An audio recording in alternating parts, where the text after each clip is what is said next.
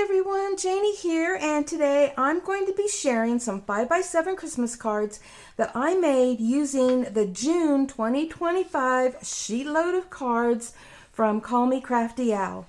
And she doesn't allow her sketch and supply list to be shared, and I understand that. So I'm putting a link right here on the screen and also below in the description box to her video where she tells you how you can download her June 2025 sketch and supply list.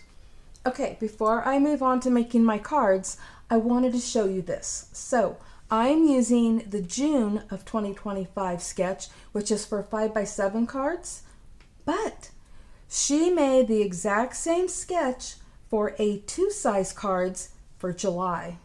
And so both of these are available depending on if you want 5x7s or A2 size, which is 4 1/4 by 5 1/2. And so you have options.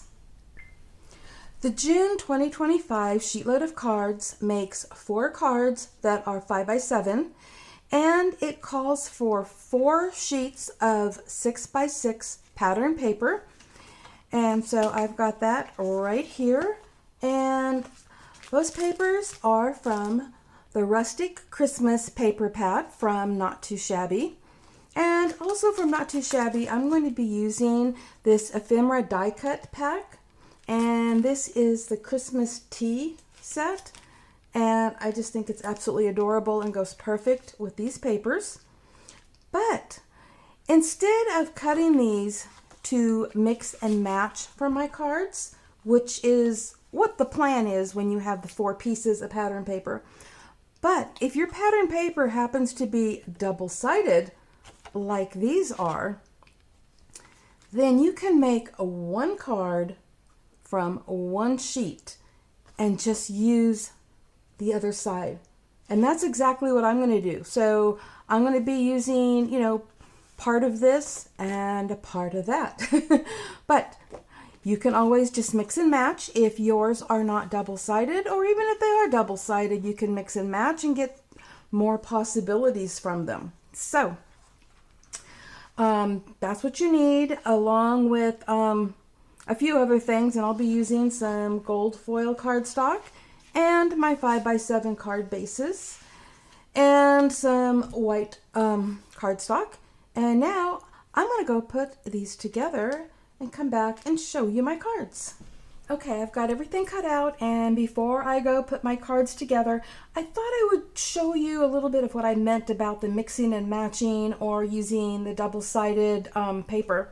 So for example, this right here was all from 1 sheet, so I'll turn that over so you can see. And I could have used that side for the big piece and then turned all these over and used this for the smaller pieces. But this is what I want to do right there. But another thing is, if you wanted, you could mix and match this direction, and there we go. I just bumped everything here. But it could be mix and match that way, or pretty much any way you want. If you have double-sided paper, the possibilities are endless.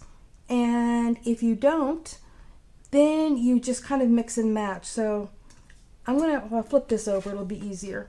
So if this was all I had, and it was all single-sided, okay, then what I could do is, put that with this and this with that.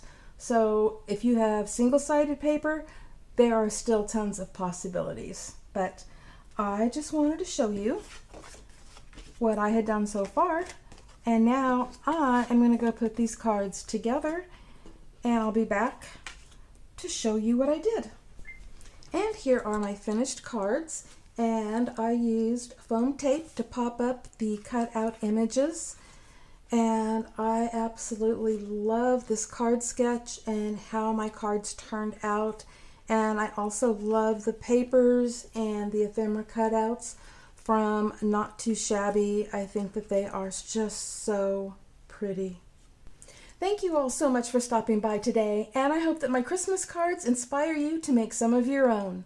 And don't forget, below in the description box, you'll find a link to Call Me Crafty Al's video that will tell you how to download the June 2025 sheetload of cards sketch that I used.